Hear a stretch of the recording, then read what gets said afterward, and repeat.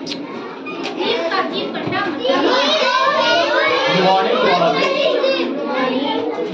In this channel.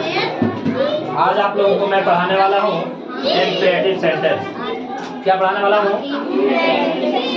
इसका मतलब होता है आज्ञा सूचक वाक्य। आज्ञा सूचक। चलिए इसका पहले हम इंट्रोडक्शन जानेंगे, पहचान जानेंगे। इसका पहचान होता है जिस वाक्यों से आज्ञा या प्रार्थना, आज्ञा प्रार्थना या आदेश का भाव प्रकट हो, का भाव प्रकट हो, उसे इम्पेरेटिव सेंटेंस कहते हैं। लिखना बनाने का नियम क्या है? तो पहला नियम है कि वाक्य के शुरू में भी लिखते हैं। वाक्य के शुरू में क्या लिखते हैं? जैसे घर जाओ, सेंटेंस दिया गया एग्जाम्पल के लिए, घर जाओ, घर, तो इसमें जाओ गो गाना का मिलता होता है, गो को वाक्य के शुरू में लिख देंगे। इसके बाद हम, गो हम, घर जाओ, बन गया। दूसरा नियम क्या है सर? पहला हो गया। दूसरा कहता है इम्पेरेटिव सेंटेंस का कर्ता यूं सदा छुपा हुआ रहता है। बाबू इसमें देखो, गो हम लिखे, इसमें कहीं सब्जेक्ट आ रहा है, नहीं आ रहा है, यहाँ पर यू जो है से छुपा हुआ है। इसी को आप बोलेंगे गो होम, यानी कि यू गो होम, तुम घर जाओ। हो गया कि नहीं? चलिए पहला आप लोग को एग्जाम्पल भी समझ में आ गया होगा, नियम भी समझ में आ गया। पहला दोनों समझ में आ गया। चलिए तीसरा नियम कहता है कि नेगेटिव में डू नॉट या डज नॉट लगाते हैं। क्या लगाते हैं? अगर सेंटेंस नेगेटिव हो, जिसमें नहीं लगा जाता है, उसमें डू नॉट या डज नॉट लगाते हैं। क्या लगाते हैं? इसका एग्जाम्पल कहीं लिखा हुआ है, से बताइए। इसमें कहीं एग्जाम्पल लिखा हुआ है, इसमें ऐसा कोई एग्जाम्पल? मुझे कलम दो, कृपया मेरी सहायता करे। यहाँ मत, उसे मत जाने दो, यहाँ कभी मत जाओ। इसके बाद कहता है घर मत जाओ। तो ऐसा सेंटेंस आप लोग को कहीं दिखने के लिए मिल रहा है? तो प्यारे बच्चे, इसमें क्या लिखा है कि नेगेटिव में डू नॉट या डज नॉट लगाते हैं। घर मत जाओ, घर मत, ये जो सब जो है सेंटेंस है, नेगेटिव में ही तुलना हो जाएगा।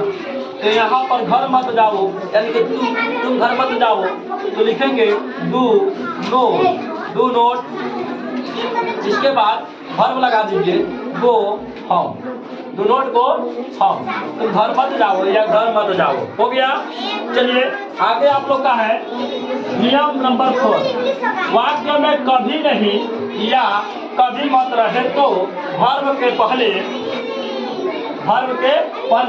नेभर लगने पर नोट नहीं लगता है। नेभर लगने पर नोट नहीं लगता है। ऐसा सेंटेंस कहीं आप लोग को देखने के लिए मिल रहा है, यहाँ कभी मत जाओ, यहाँ कभी मत जाओ लिखा हुआ है ना, कि यहाँ कभी मत जाओ। तो यहाँ पर अगर वाक्य के पहले अगर नेभर लगा दीजिए, नेभर लगा दे रहे हैं, तो इसमें नोट का प्रयोग नहीं होना चाहिए। चलिए नेभर लिख देते हैं, नेभर, ये लिखिए नेभर। और इसमें कौन सा सब्जेक्ट क्रिया है? वो मैंने जाना होता है। नेभर को और यहाँ पे वहाँ लिखना था, यहाँ वहाँ कभी मत जाओ। नेभर को देयर, वहाँ कभी मत जाओ। हो गया। वहाँ कभी मत जाओ तो क्या बोलेंगे जी? Never go there. यहाँ कभी मत आओ, नेभर कम हियर। समझ में क्या रहा? इसी प्रकार से आप कुछ और बोल सकते हैं, मेरे घर कभी मत आओ, never come here, sorry never come at my home, मेरे घर पर कभी मत आओ। समझा क्या? कोई दिक्कत? स्कूल मत आओ, स्कूल कभी मत आओ, स्कूल कभी मत आओ। नेभर कम एट स्कूल या कम स्कूल कभी मत आओ। चलिए तीन नियम समझ में आ गया होगा। कभी नहीं या कभी मत अगर रहेगा, कभी नहीं उसे मारो, ना तो कह दे कि कभी नहीं उसे मारो। क्या बोल रही है? Never beat him, never beat him, कभी उसे नहीं मारो, कभी नहीं उसे मारो। हो गया। चलिए अगला सेंटेंस आप लोग को है, अगला नियम है कि प्रार्थना या भाव, प्रार्थना या भाव वाक्यों में कृपया लगा रहे। कृपया लगा हो तो शुरू में प्लीज लगा देना है। क्या लगा देना है? प्लीज। अगर वाक्य में कृपया लगा रहेगा तो सबको जानता है कि प्लीज लगा देना है। हाँ, तो इसमें कहीं कृपया लिखा हुआ सेंटेंस लिखा है, कृपया मेरी सहायता करे, कृपया मेरी, तो कृपया शब्द आया तो क्या लगा देंगे sir? Please, PLESE, PLESE, please. बाबू मेरी सहायता करे, हेल्प मी, ए मेरी सहायता करे, हेल्प मी, लिख दो हेल्प मी। समझ में गया? चलिए अगला है आप लोग के लेट वाले वाक्य पे, लेट वाले वाक्य में मुख्य क्रिया के पहले नोट लगता है। बाबू सुना, अगर लेट वाला वाक्य आ जाता है, लेट तो मैंने जानता ना, जैसे सेंटेंस का अर्थ रहता है दो, मुझे खाने दो, मुझे पीने दो, उसे मत खाने दो, उसे मत जाने दो, तो उसमें क्या होता है जी? नोट लगता है। उसे मत जाने दो, लेट, और इसके बाद क्या आ जाता है? ऑब्जेक्ट, उसे subject, let him, let him, let him जाने दो, नहीं जाने दो, नोट गो, लेट हिम नोट गो। इसी प्रकार से मुझे मत खाने दो, लेट मी ईट, लेट नोट मी ईट, लेट नोट मी ईट। मुझे मत पढ़ाने दो, लेट, इसके बाद क्या लिखेंगे सर? मुझे मत पढ़ाने दो, मुझे का मतलब होता है मी, ऑब्जेक्ट लिखना है ना। चलिए लेट मी नोट टीच, मुझे मत पढ़ाने, मुझे मत बोलने दो, मुझे मत बोलने, लेट मी नोट स्पीक, मुझे मत बोलने, राम को मत पढ़ने दो, let Ram not read, Ram को मत पढ़ने, समझ में आ गया आप लोगों को? राम को मत पढ़ाने दो तो क्या बोलोगे?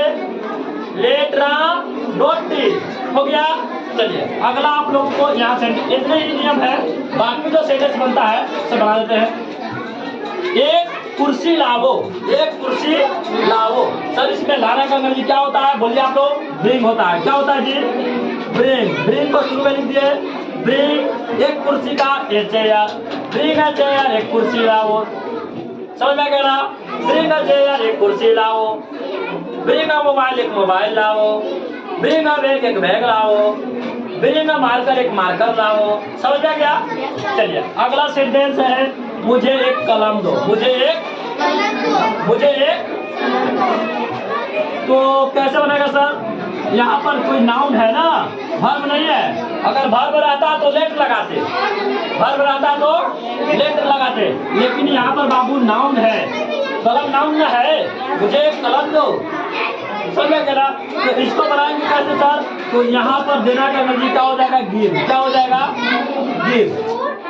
अगर यही बात रहता कि क्रिया के बाद दो रहता, क्रिया के बाद दो रहता तो लेट लगा के वाक्य को बनाते, लेट लगा के वाक्य को बनाते। समझ में गया? लेकिन जो दो से पहले नाउन है, जब दो से पहले नाउन है तो गिव लगाएंगे। क्या लगाएंगे? तो लिखेंगे गिव, मुझे गिव मी, एक बाद लिखेंगे गिव मी ए पेन, गिव मी ए पेन, मुझे एक कलम दो। सारा एग्जाम्पल मैं बना दिया हूँ। इसी प्रकार के कोई भी सेंटेंस आप नहीं छोड़ेंगे, मुझे आशा है। अच्छा अब देखिए, इसमें अगर कहीं दिक्कत लगता है तो मुझे पूछ सकता है। किसी को कोई दिक्कत लग रहा है? बाबू ये स्पोकन के लिए बहुत ज्यादा काम होने वाला है, इसको आप याद कर लीजिए, पढ़ लीजिए, ऐसा मुझे बोलिए, बार बार प्रैक्टिस कीजिए। जैसे घर जाओ, घर जाओ, गो होम, उसे पीटो, उसे पीटो, पीटी, उसे पढ़ाओ, उसे पढ़ाओ, तो क्या बोलेंगे? टीचिंग। समझ में गया? इसी प्रकार से बनाएगा। धन्यवाद। आज की क्लास आप लोग समाप्त हो गई, आप उससे स्क्रीनशॉट ले सकते हैं।